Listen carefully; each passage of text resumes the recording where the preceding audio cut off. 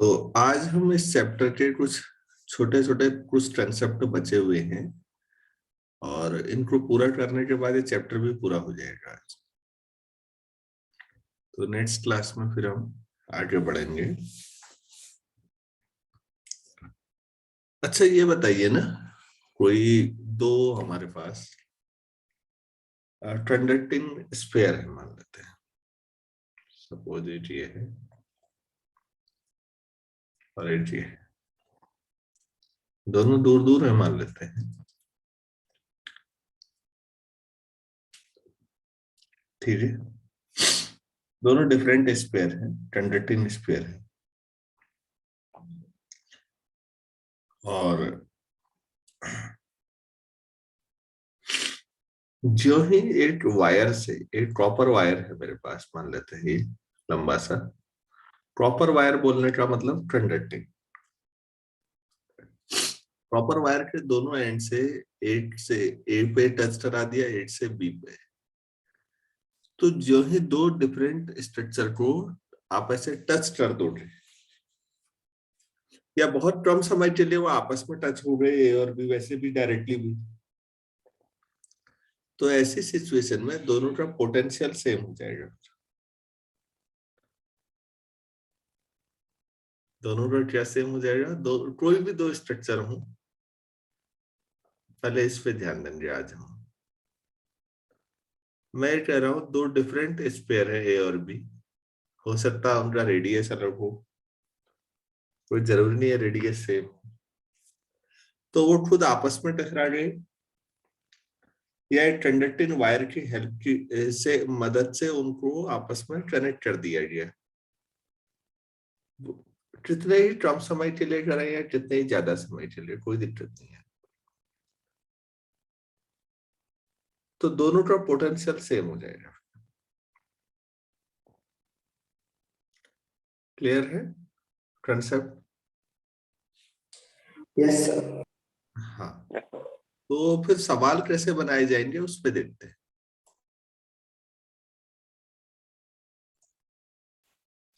चलिए एक क्वेश्चन लिखिए। Two charge conducting spheres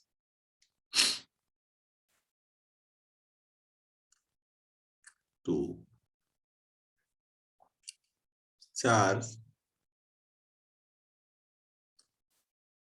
conducting spheres A and B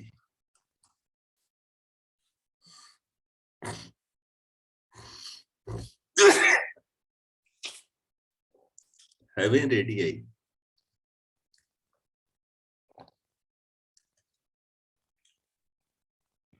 small a and small b कर देते हैं,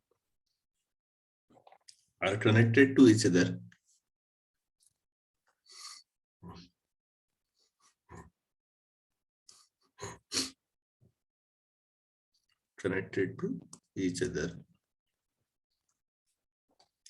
by a copper wire.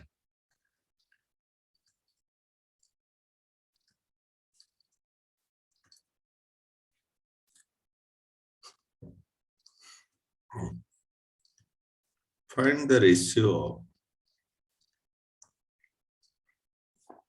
of electric fields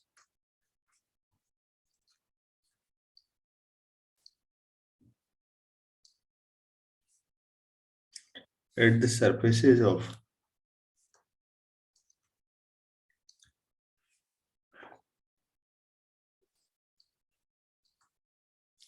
two spheres.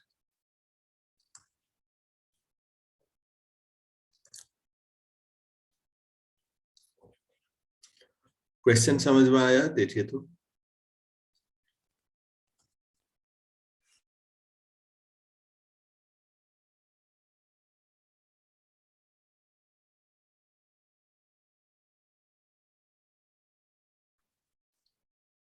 लिख लिया आप लोगों ने? हाँ सर। दो स्फीयर हैं, दो डिफरेंट हैं, उनके साइज भी अलग अलग हो सकते हैं। इसका रेडियस ए है, इसका रेडियस बी है। कई बार आपको कंफ्यूज करने के लिए कहा जाएगा बच्चों कि ये बहुत ही कम समय के लिए टेस्ट किया ये वायर, बहुत ही कम ट्रूस नहीं होता। आप कितने ही कम समय के लिए करिए दो डिफरेंट स्ट्रक्चर को, तो फ्री इलेक्ट्रॉन का मूवमेंट बहुत फास्ट होता है, ऑलमोस्ट लाइट की स्पीड से। हम बाद में पढ़ेंगे इन चीजों को। तो आपका जो टच करना है वो आपके लिए बहुत कम समय होता होगा, इलेक्ट्रॉन्स के लिए ये पर्याप्त समय। तो जो ही दो डिफरेंट स्ट्रक्चर आपस में कॉन्टेक्ट में आएंगे, चाहे कितने ही कम समय के लिए आए, दोनों सेम पोटेंशियल पर हो जाएंगे। ये कंसेप्ट सिखाना है। मानवेंद्र, समझ में आ रहा होगा? Yes sir. हाँ, तो हमें बताना है find the ratio of electric field. हमने ये नहीं कहा कि दोनों पे चार्ज सेम हो जाएगा, ऐसा नहीं बोला है। पोटेंशियल सेम हो जाएगा कहा है, चीजों को मिक्स मत करिएगा। अगर आपके पास एक काफी बड़ा, बहुत ही बड़ा स्फीयर सोचिएगा और एक बहुत छोटा, तो पोटेंशियल सेम होगा, दोनों में अंतर है। तो चलिए प्लीज हम क्वेश्चन कर लेते हैं। शुरू में मान लेते हैं कि पहले वाले पर चार्ज क्यू ए कर लेते हैं, दूसरे पर चार्ज क्यू बी कर लेते हैं। तो आसान सवाल है, बस इतना ही सिखाना था। तो हम मान लेते हैं let Q A and Q B with initial charges, क्योंकि फिर चार्ज ट्रांसफर तो होगा ही। Initial charges on A and B respectively.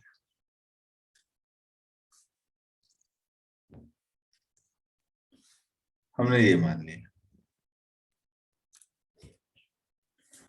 Clear है? तो A पर कितना पोटेंशियल होगा? देन बिफोर कनेक्शन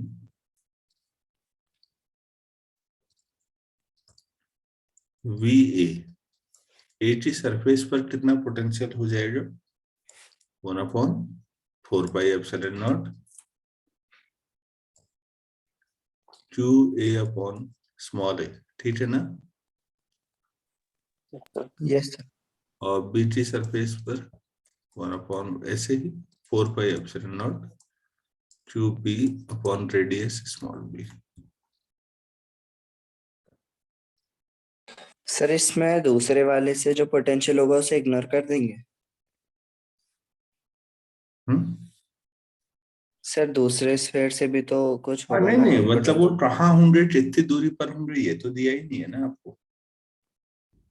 अच्छा ओके सर। हाँ, तो आइसोलेटेड ही मानेंगे हम, हमसे ये नहीं कहा गया है ना। तो ऐसी सिचुएशन में फिजिक्स बड़ा कॉम्प्रोमाइज करते हुए चलती है कि किसी एक पर दूसरे की वजह से नहीं। तो जब वो कनेक्ट कर देंगे तो दोनों का पोटेंशियल सेम हो जाएगा, तो यहाँ से कुछ हमें रिलेशन मिलेगा। तो लिखिए व्हेन द टू स्पेयर्स, यही बात समझाने के लिए ही करवा भी रहा था इस सवाल को, are connected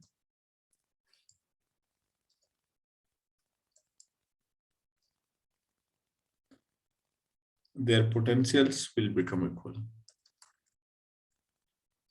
Their potentials will become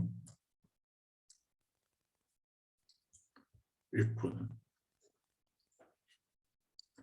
That is, आपके पास VA equal to VB हो जाए, तो 1/4πε0 QA/A equal to 4πε0 QB/B। 1/4πε0 cut जाएगा, तो यहाँ से QA/a equal to QB/b, और QA upon QB equal to A upon B। इस प्रोपोर्शन में चार्ज दोनों में स्टोर हो जाएगा। QA अपॉन QB का रेशियो उनके रेडियस के प्रोपोर्शनल हो जाएगा। ठीक हो गया। पूछा क्या गया है? Find the ratio of electric fields at the surfaces of two sphere. अच्छा, कंडक्टिंग स्फीयर की सरफेस पर इलेक्ट्रिक फील्ड। ठीक है।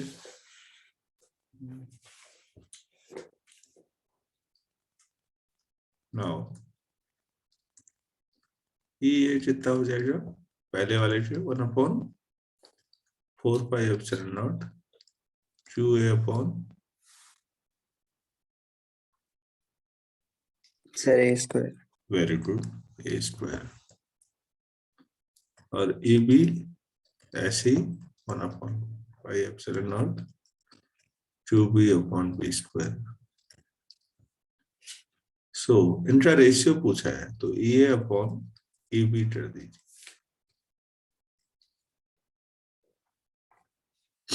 जब करेंगे तो कुछ चीजें कैंसिल हो जाएंगी।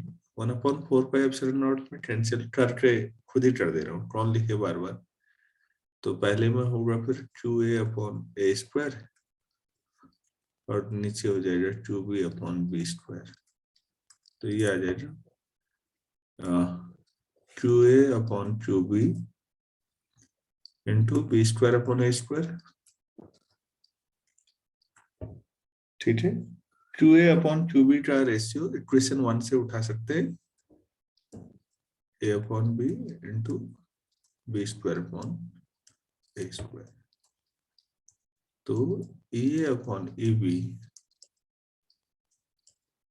जो होगा वो इनवर्सली प्रोपोर्शनल है उनके रेडियस की। मतलब जिसका रेडियस कम होगा उस पर इलेक्ट्रिक फील्ड ज्यादा होगा। क्या ये बात समझ में आ रही है? चार्ज डिस्ट्रीब्यूशन इक्वेशन 1 के हिसाब से और पोटेंशियल दोनों में सेम है, इलेक्ट्रिक फील्ड इस हिसाब से। तो अब आप ये बताइए कि कोई अगर ऐसा स्फीयर हो और कोई स्फीयर ना हो गए, हाँ स्फीयर ही मान सकते हैं, और छोटा सा, तो इलेक्ट्रिक फील्ड किसकी सरफेस पर ज्यादा होगा? सर छोटे वाली। छोटे।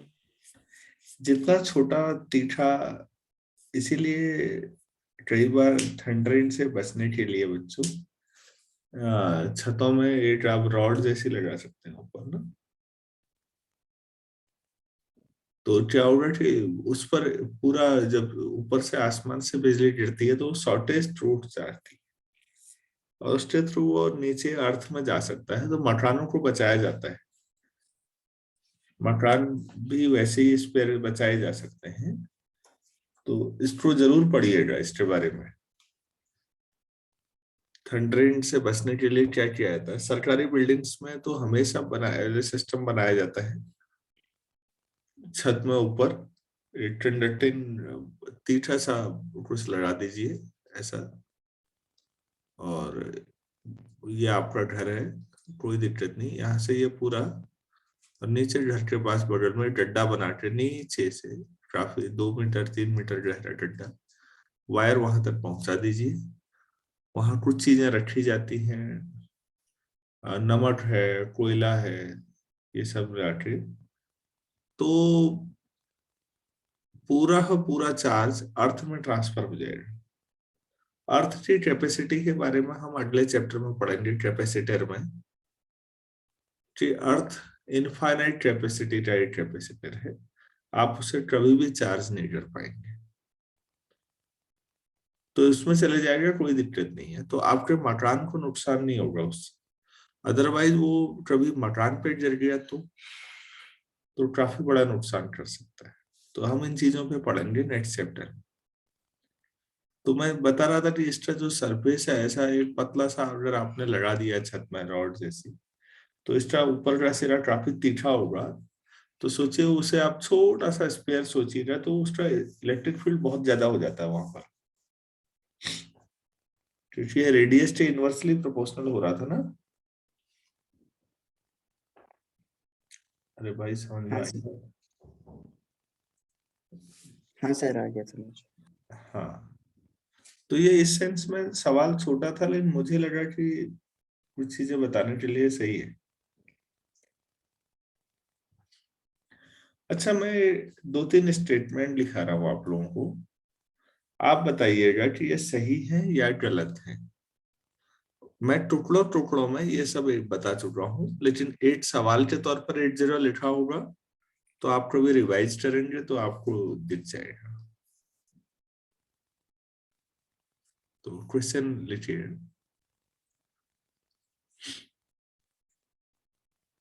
Following are two statements,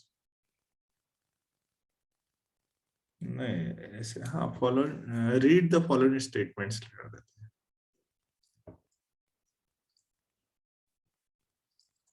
following statements,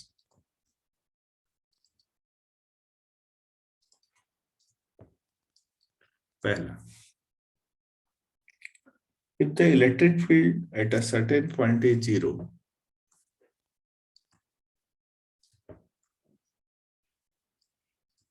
if the electric field at a certain point is zero,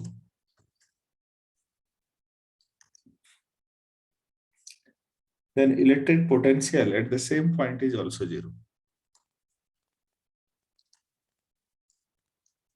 Then electric potential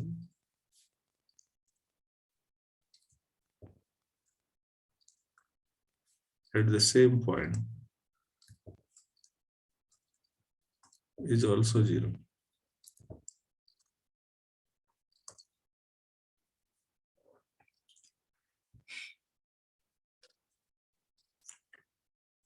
ये सही है या गलत है? एक तो ये है स्टेटमेंट, एक और लिखना है। अब इसका रिवर्स लिख देना है। तो पहले क्या लिखेंगे? If the electric potential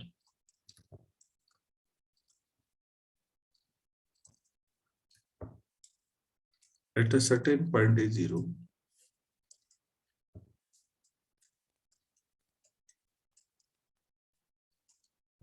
then electric field at the same point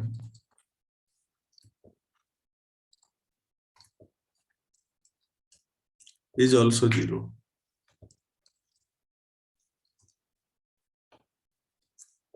तीसरा,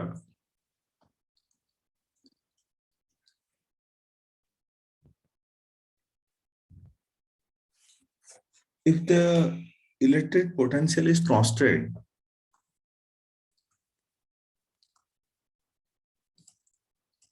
electric potential is constant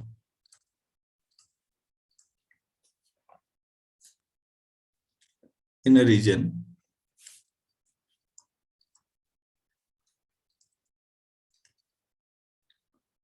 then the electric field is zero in that region.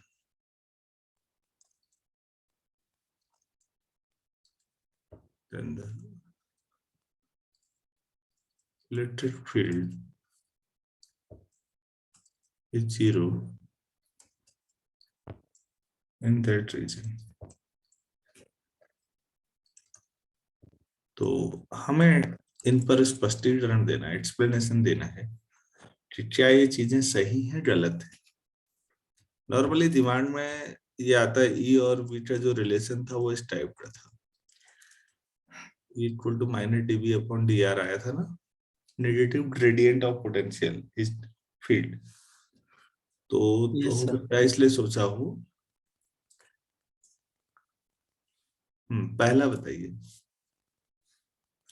कहीं पर इलेक्ट्रिक फील्ड अगर जीरो है तो पोटेंशियल भी वहां पर जीरो होगा फिर?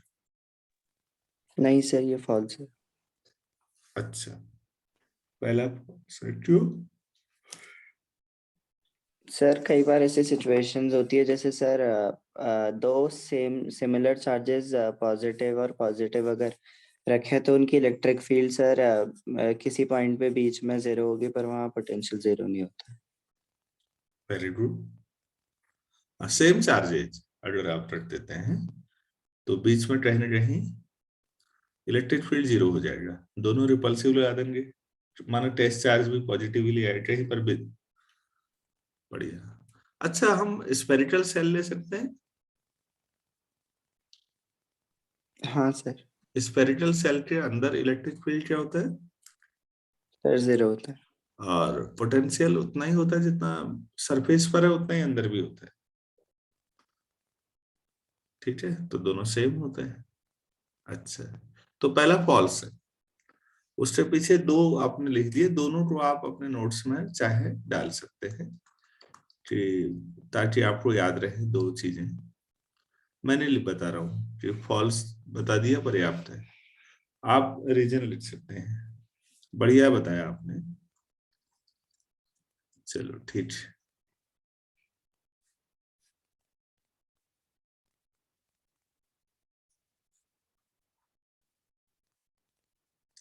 दूसरी सिचुएशन में पोटेंशियल जीरो है,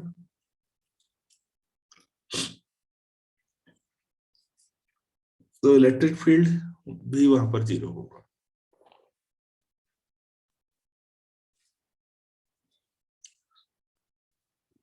ये सही है गलत है?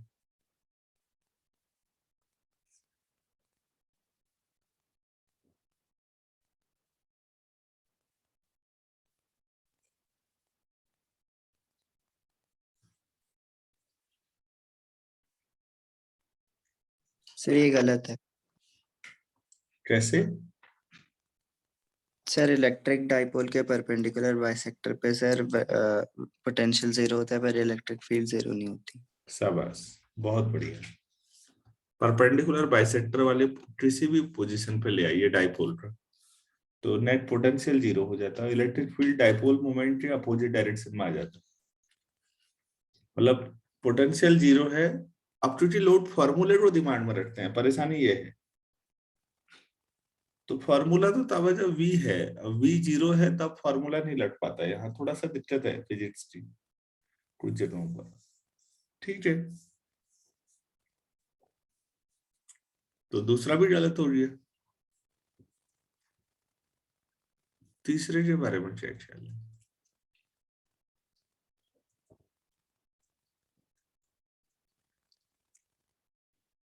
हम्म।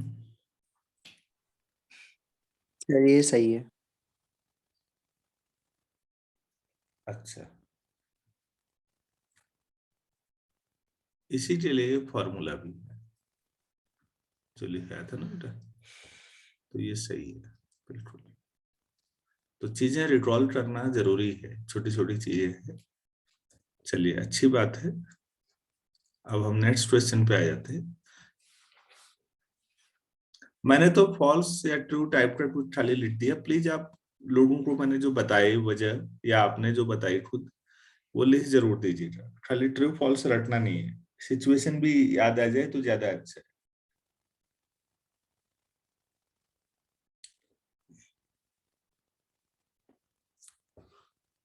अच्छा, ये बताइए नेक्स्ट क्वेश्चन कि कोई इक्विपोटेंशियल सरफेस है, मान लेते हैं ये सरफेस है और इस पर पोटेंशियल हर जगह सेम वी मान लेते हैं, तो हमेशा इलेक्ट्रिक फील्ड इससे परपेंडिकुलर होता है। हम लोग ये कहते हैं कि जो ही इक्विपोटेंशियल सरफेस होगा उससे परपेंडिकुलर डायरेक्शन में क्या होगा, इलेक्ट्रिक फील्ड। ऐसा क्यों होता है? क्यों का जवाब देना है आपने। होता है तो हो गया, ये बात तो हमने की भी थी पहले भी। भाई रिकॉल करते हुए मुझे कुछ क्वेश्चन लगे कि एक बार और दिमाग में आए, तो सवाल है, लिखिए, व्हाई द इलेक्ट्रिक फील्ड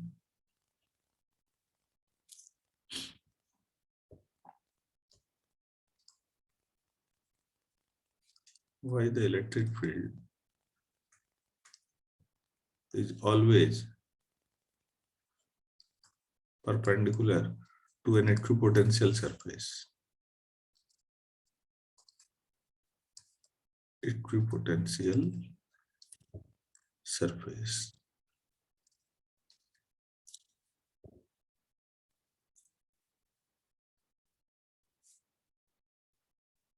कहाँ से टारगेट दिया मैंने सवाल, वाई भी है जोड़ना था। चलो भाई कोई बात नहीं। बताइए। सर क्योंकि इलेक्ट्रिक फील्ड की जहाँ पर सर फील्ड लाइंस की डेंसिटी सेम होगी वहां पर इक्विपोटेंशियल सरफेस होगी, और सर यूनिफॉर्म इलेक्ट्रिक फील्ड में वो परपेंडिकुलर ही होगा। वर्क डन जीरो हो जाएगा ना इसमें, uniform. Yes sir. Equipotential surface पे वर्क डन क्या होता है? Zero sir. इक्विपोटेंशियल सरफेस पर कोई दो पॉइंट ले लीजिए आप, ए और बी। तो ए से बी तक अगर आप कोई टेस्ट चार्ज को लेके जाएंगे भी तो वर्क डन क्या हो जाएगा? जीरो। तो वर्क क्यों जीरो होता है? कभी भी आप पहले वो समझिए मैकेनिक्स में, F dot D R force और डिस्प्लेसमेंट का डॉट प्रोडक्ट होता है ना, वर्क। तो हाँ सर। डिस्प्लेसमेंट आपने सोचा कि चलो ये ए है और ये बी है, ए से बी तक ये डी आर वेक्टर है, तो फिर फोर्स मतलब इलेक्ट्रिक फोर्स इसके परपेंडिकुलर होना जरूरी है या नहीं? अरे भाई तभी तो हाँ डॉट सर। जीरो होगा। वर्क की डेफिनेशन पे जाइएगा आप, तो अपने आप समझ में आ जाएगा। अच्छा, इक्विपोटेंशियल सरफेस पर डी आर वेक्टर जो होगा सरफेस पर टेंजेंशियल, आप जरा सा लेंगे चाहे छोटा सा लें, तो उससे परपेंडिकुलर होना जरूरी है। तो हर जगह पर इक्विपोटेंशियल सरफेस के परपेंडिकुलर क्यों होता है इलेक्ट्रिक फील्ड हमेशा? क्योंकि नहीं तो वर्क डन इक्विपोटेंशियल पे वर्क डन जीरो आता है ना बच्चों। हाँ सर। क्यों का जवाब है नॉर्मली उससे परपेंडिकुलर होता है तो ठीक है। तो क्वेश्चन इसका आंसर लिखा है तब यार, आप भूल ना जाओ आप लोग बाद में फिर।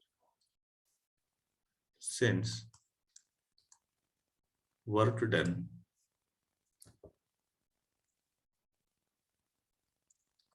in moving a charge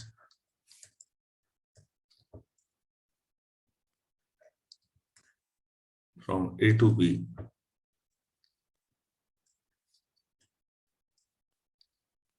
on an equipotential surface. Equipotential surface is zero.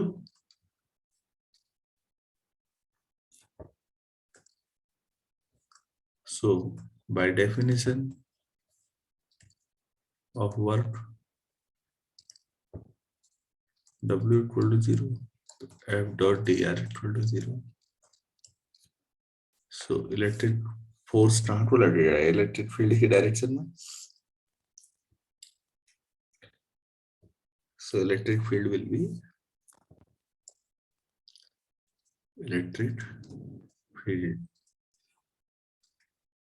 will be perpendicular to dr vector ना।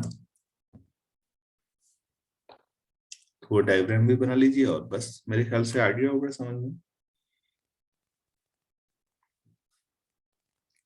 हाँ sir.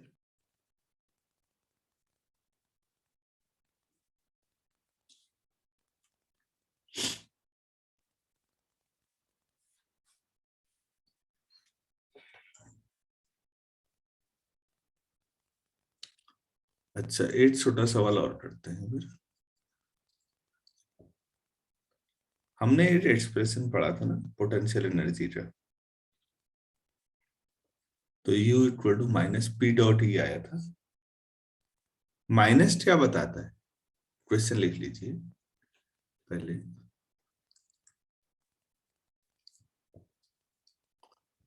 What does the negative sign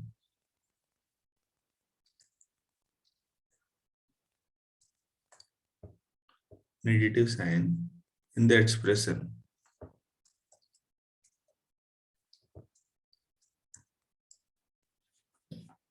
in the expression for potential energy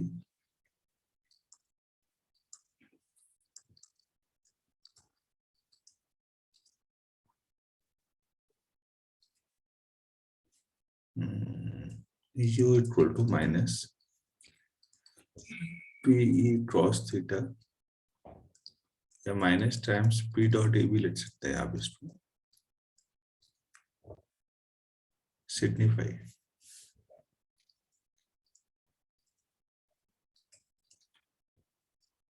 तो जो इसमें माइनस आता है उससे क्या समझ में आया?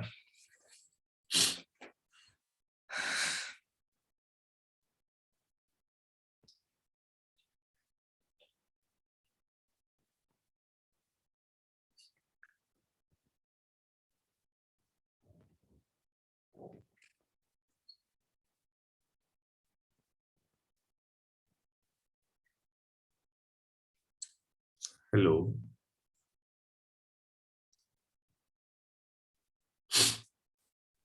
आप ऐसे करिए, इसको आराम से सोच लीजिए, 2 लाइन का छोटा सा है। हम लोग 5:10 पे जुड़ेंगे, उस समय जवाब देंगे, ठीक है? Okay sir. चलिए।